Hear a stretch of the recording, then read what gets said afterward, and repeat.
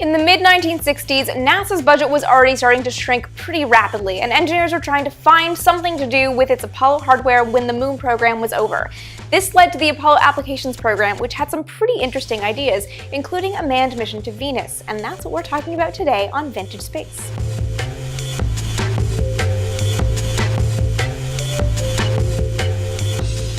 In the early 1960s, a division of AT&T called Bellcom began running studies for NASA on different mission proposals.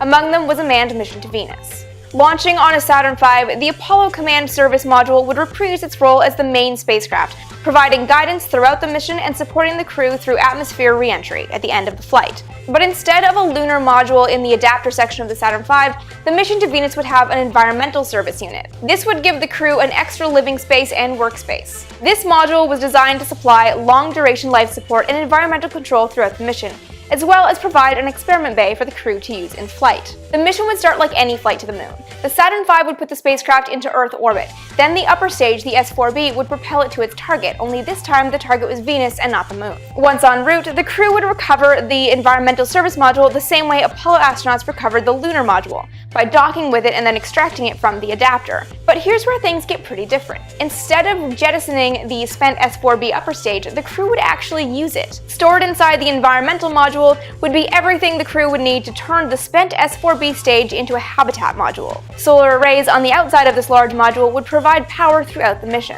One study suggested that the crew launch in November of 1973 because it was a very favorable launch window. At this point, the transit time to Venus was just 123 days. Once they reached the planet, the crew wouldn't go into orbit. Instead, they would whip around the far side and begin the 273-day trip back to Earth. Throughout the flight, the crew would gather data about deep space, and during the Venus encounter, they would take the first up-close measurements of the planet. The crew would also release a series of robotic probes that would gather data instruments just couldn't see through Venus's impenetrable cloud layer. For more on this manned mission to Venus, as well as the spacecraft and other launch options, check out the blog post linked below. And what do you think about the idea of men visiting Venus? Because I would definitely like to know more about this planet.